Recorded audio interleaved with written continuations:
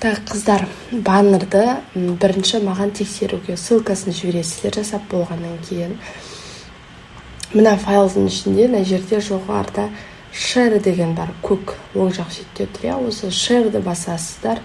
Осы жерден, мысалы, мен сіздерге ссылкасын бердім, қаншама адам мына жерде тұрсыздар, мен кім кірді, кім кірмеді дегенді уже көріп отырмын.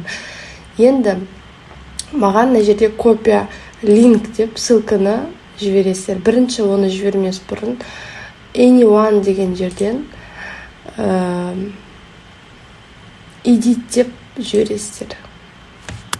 Содан кейін save дегенді басамыз.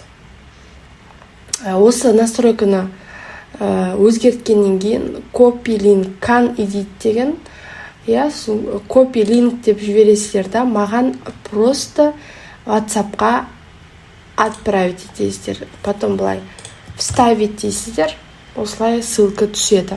Түсіндіңіздер ғой, осыны маған жібересіздер. Мен сіздердің жұмыстарыңызды тексеріп қараймын. Ал баннерді қалай көшірем десеңіздер, ол өте жеңіл. Бірінші баннерді белгілейсіздер, жазудың үстінен белгілейсіздер, сол кезде бүкіл файлдарыңыз белгіленеді. Оң жақ шетте төменге түссеңіздер экспорт деп тұрады. Осы жерден превью дегенді басасыздар. Превьюда міне баннерларыңыз тұр.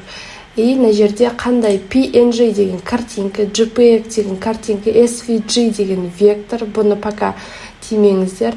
PDF деген PDF файл болып сақталады. Сіздер PNG таңдаңыздар, 1 немесе 1.5x дегенді таңдансаңыздар, суреттің качествосы жақсырақ болады. Сосын экспорт баннерна файлдарыңыздың аты жазылып тұрады.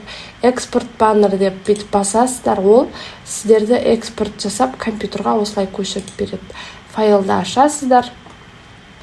Міне файлдарыңыз 9:16 размер.